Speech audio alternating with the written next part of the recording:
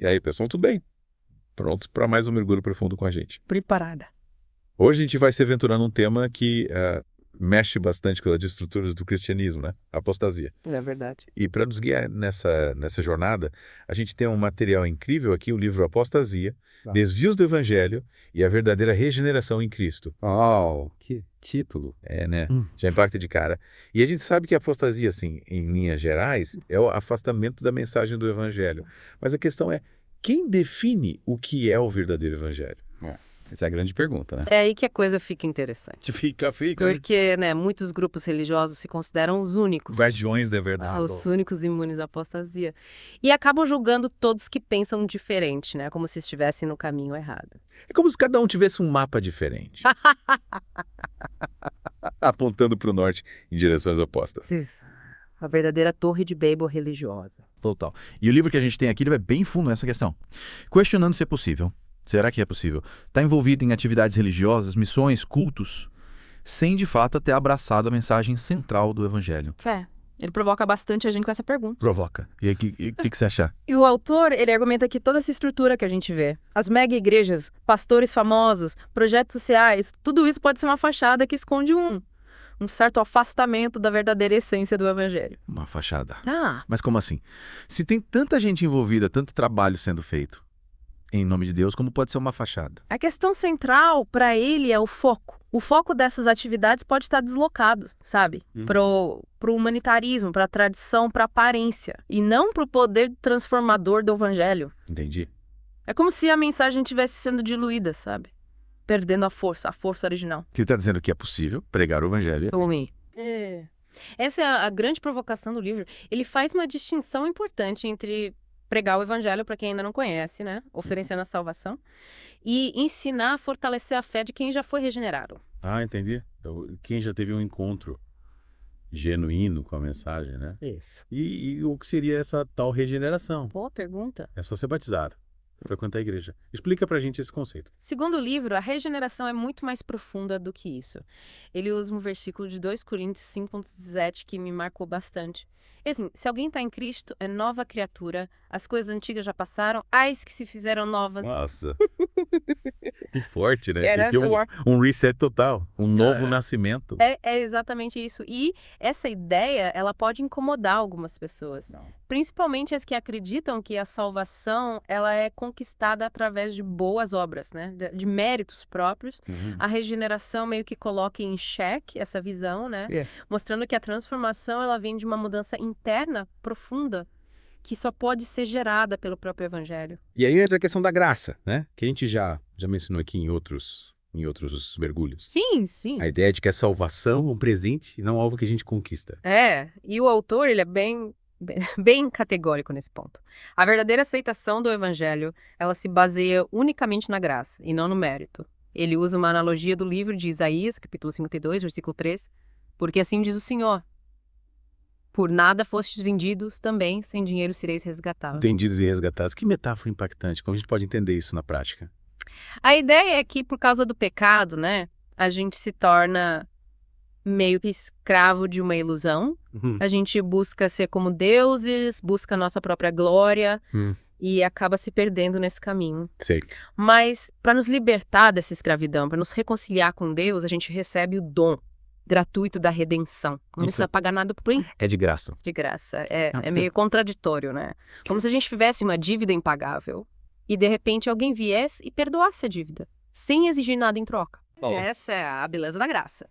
E para ilustrar ainda mais essa ideia, o autor traz outro versículo de Isaías 55.1. Ó vós, todos os que tendes sede, vinde às águas. E os que não tens dinheiro, vinde comprar e comei. Vinde comprar vinho e leite sem dinheiro e sem preço. Nossa, do ponto de vista comercial, isso faz o menor sentido. Comprar vinho e leite sem dinheiro, sem preço. Exato. Ele usa uma linguagem completamente lógica, né? Para mostrar que a graça de Deus está além da nossa compreensão, nossa lógica de troca, de merecimento. Transcende a nossa capacidade de entender. É um paradoxo, né? É receber algo de valor infinito, de forma totalmente gratuita. E esse paradoxo está no centro da mensagem do Evangelho. Com certeza, e nos desafia, né? Abandonar essa lógica do merecimento. E se abrir para a lógica do amor incondicional, da generosidade que, pronto, ali transcende qualquer tipo de transação. um convite a experimentar a graça em sua plenitude. Que legal. E como que a gente... Subverte tudo, né? Porque no fundo, no fundo a gente sempre acha que precisa fazer por merecer. Que precisa conquistar as coisas com o nosso próprio esforço. Aí a graça coloca a gente diante de um presente imerecido, de um amor que não depende das nossas ações. E como que a gente sabe se realmente experimentou essa graça? Essa regeneração que o livro fala. Porque pelo que eu entendi, não basta só ir à igreja ou fazer boas obras, né? A mudança tem que ser mais profunda. Isso, mais profunda. E o livro, ele é Amém. incisivo nesse ponto, sabe? Ele alerta.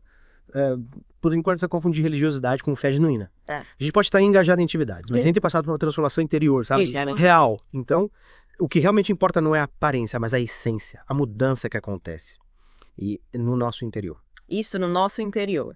O autor, ele compara a verdadeira fé a um fruto que brota de uma semente plantada dentro de nós.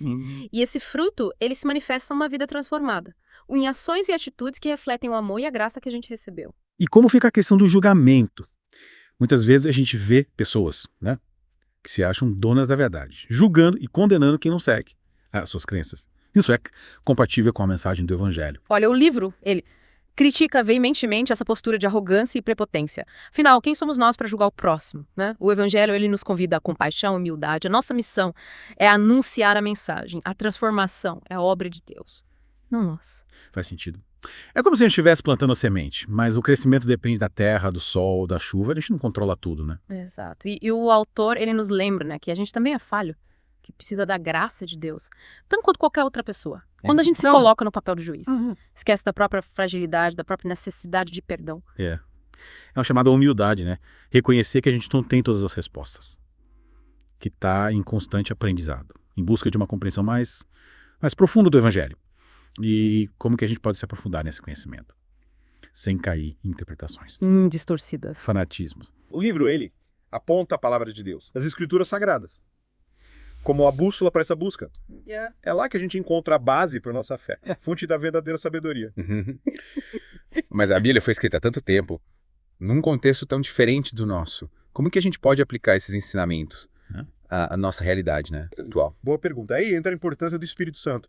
Ele nos guia na leitura e na interpretação das escrituras. Ajuda a gente a discernir o que é essencial do que é circunstancial. A aplicar os princípios bíblicos à nossa vida, de forma prática. Então não é uma leitura, literal, mecânica, mas uma experiência de encontro com a palavra guiada pelo Espírito Santo. É isso, na comunhão com Deus, na meditação das escrituras, que a nossa mente e o nosso coração são renovados. E a tradição, os costumes, que a gente herda da igreja. Tem algum valor nessa busca? Olha, a tradição, ela pode ser uma fonte de aprendizado, de inspiração, mas ela não pode se sobrepor à verdade revelada nas escrituras, ser um costume e uma prática. Contradiz o que a Bíblia ensina. A gente precisa ter a coragem de questionar, de buscar o caminho da fidelidade a Deus. É como se a tradição fosse um mapa antigo, né? Que pode dar algumas pistas, mas precisa ser constantemente atualizado, confrontado com a bússola da palavra. E essa busca pela verdade, esse compromisso com fidelidade ao Evangelho exige da gente uma postura crítica, reflexiva, sabe? A gente não pode simplesmente aceitar tudo que nos é ensinado. A gente precisa analisar, questionar, confrontar com as escrituras. É como o apóstolo Paulo, né? Examine tudo, retém o que é bom. A gente precisa ter essa postura ativa, questionadora, para não cair em enganos, distorções da mensagem. Com certeza. Essa postura crítica, ela é fundamental para nos proteger da apostasia, né? Para a gente se manter firme na verdade do Evangelho. E como a gente faz para discernir o que é verdadeiro do que é falso? Tantas vozes, tantas opiniões. Divergentes. A chave está em cultivar um relacionamento íntimo com Deus.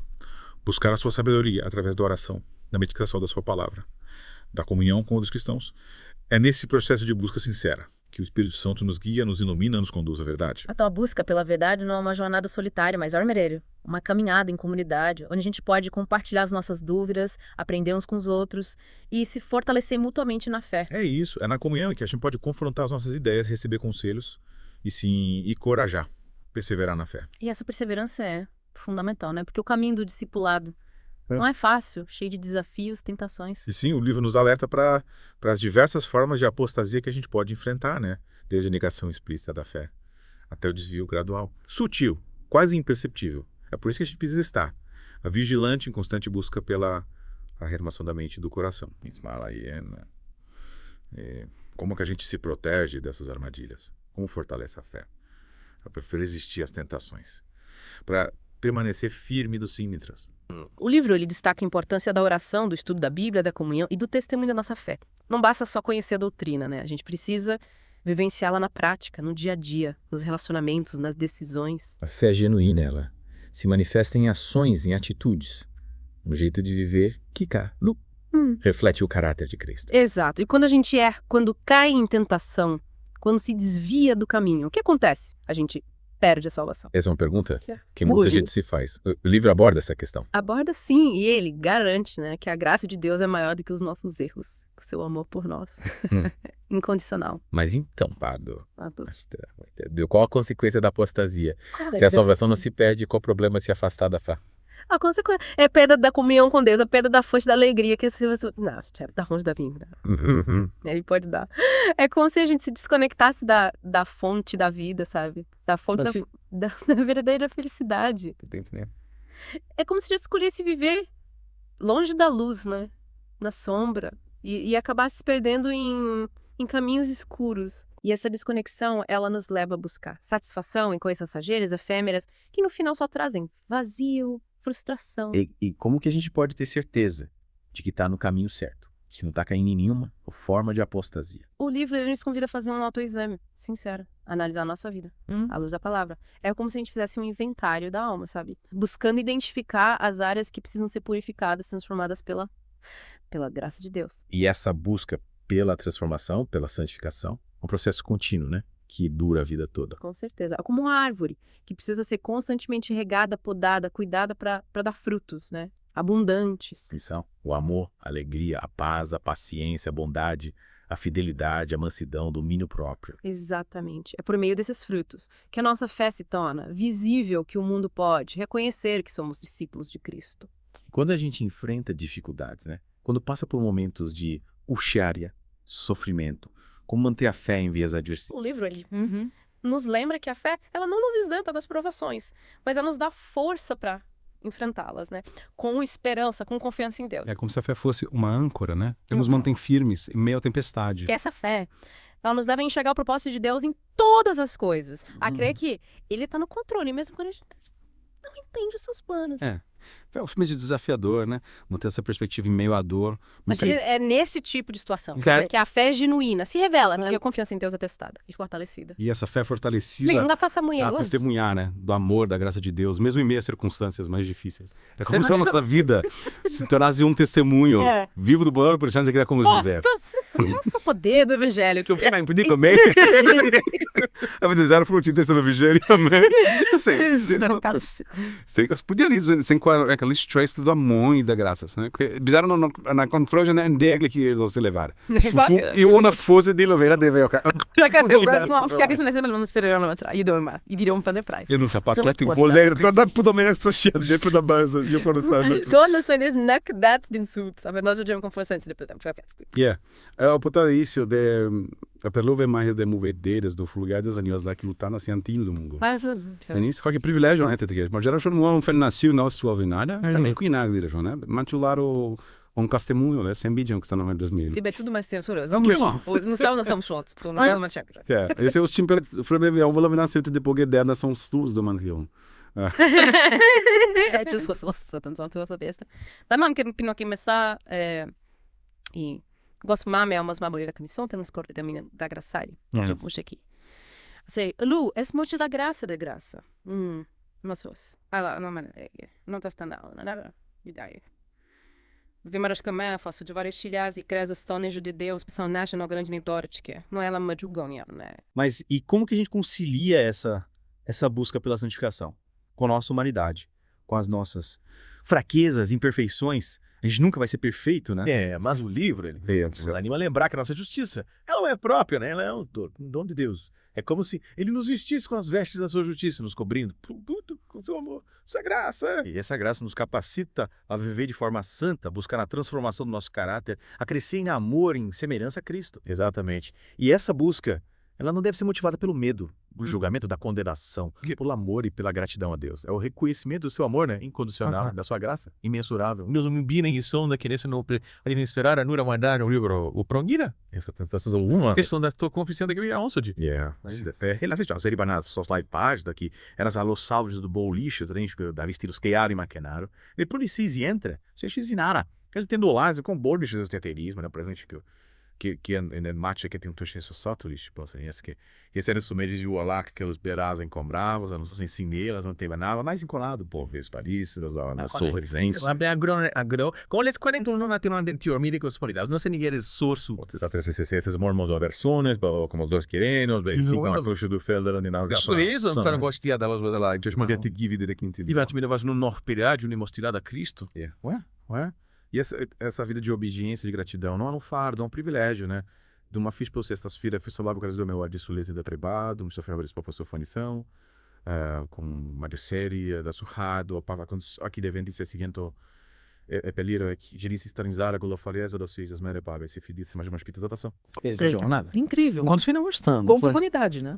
Já como os seus irmãos dos irmãos. Irmã diz que partir na mesma fé. Não, eu buscando gostar da mesma fé, no mesmo propósito. E essa comunidade de viada nos desafia a amar uns aos outros, né? A perdoar as ofensas, a servir ao próximo com humildade, com pai. É nesse ambiente de amor, de acolhimento que o evangelho se torna tangível, que a graça de Deus se manifesta de forma prática, transformadora. E essa transformação individual, ela expande, né?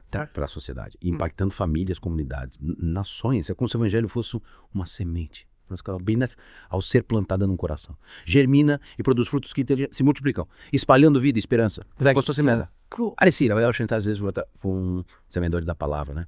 Compartilhando a sua mensagem com essa mensagem. Corações abertos, receptivos, abundante de vida. De Deus. E essa transformação começa em nós, né? No nosso interior. Para que a gente possa ser reflexo da luz de Cristo no mundo. É inspirador pensar que a gente pode ser um canal para essa transformação, né? Que a gente pode ser um instrumento para levar essa mensagem de esperança para o mundo. E me impressionou como o autor conecta essa ideia de transformação individual com impacto social, né? Mais amplo. Ele não fica só na esfera pessoal, ele vai além. Sim, ele usa uma metáfora interessante para ilustrar essa ideia. A luz de Cristo que brilha em nós. Gostei dessa. É como se a gente fosse um reflexo da luz de Cristo iluminando o caminho dessas pessoas ao nosso redor. É isso. E essa luz, ela tem o poder de guiar as pessoas, né? Em direção à verdade, à esperança, à salvação. É como se a gente estivesse abrindo uma trilha em meio à escuridão, né? Mostrando um novo caminho. E essa missão de ser luz exige coragem, né? Ousadia. Não é fácil sair da zona de conforto e compartilhar a mensagem do Evangelho. Principalmente no mundo que às vezes hostil à fé. Mas é importante a gente lembrar que essa ousadia não tem nada a ver com arrogância, né? Com prepotência. A gente precisa anunciar o evangelho com humildade, com amor, com respeito. É como se a gente estivesse semeando. Mas o crescimento da planta não depende só da gente. Depende da terra, do sol, da chuva. A gente faz a nossa parte, né? Mas o resultado final tá nas mãos de Deus. Perfeito. O livro lembra que a gente é como um vaso nas mãos do oleiro. Os Deus nos molda, né? Nos usa. Da maneira que ele quer. E a nossa responsabilidade é se entregar, né? Se deixar ser guiado. É um processo de renúncia, de entrega, que pode ser desafiador, mas que leva uma vida mais plena, né? Com mais significado. E é nesse caminho que a gente descobre a verdadeira alegria, a verdadeira paz, a verdadeira satisfação. É como se a gente encontrasse um tesouro, né? Que preenche. De uma forma. Que nada mais consegue. E essa descoberta, ela impulsiona a gente a convidar outras pessoas para se juntarem à nossa jornada, né? A gente quer que outros experimentem essa transformação, essa plenitude. Com certeza a gente quer ser mensageiros da esperança, né? Portadores da boa notícia da salvação, testemunhas do amor e da graça que nos alcançaram, que nos transformaram. E que essa mensagem se espalhe por todo mundo, né? Alcançando os que estão em busca de sentido, de propósito. De esperança. Que o Evangelho de Cristo continue sendo a nossa bússola, a nossa inspiração, a nossa força para viver uma vida que glorifique a Deus e que faça diferença no mundo. Porque você busca pela verdade, pela santidade. Pelo amor de Deus. Seja na constante nossa vida, né? Nos impulsionando a crescer, a amadurecer, a ser mais parecidos com Cristo. E que essa jornada nos leve um dia à presença de Deus, né? Onde a gente vai desfrutar da sua companhia para sempre. Que essa esperança nos dê ânimo para continuar, né? Firmes, com fé, com coragem, com alegria, sabendo que o nosso trabalho é não em vãos. Pela semente que a gente planta, vai gerar frutos. Que durem. Que durem para sempre. Que isso seja a nossa certeza, a nossa convicção, a nossa motivação para viver uma vida que vale a pena, que honre a Deus e que faça diferença no mundo. E sim, chegamos ao fim de mais um mergulho profundo, né? Esperamos que essa conversa tenha te inspirado a refletir sobre a sua fé, a buscar uma orgânica compreensão mais profunda do Evangelho e a viver de forma mais autêntica, coerente com a mensagem de Cristo. Que a graça e a paz de Deus estejam com você, te guiando, te fortalecendo a cada passo dessa jornada. Até a próxima. E que a busca pela verdade continue nos impulsionando.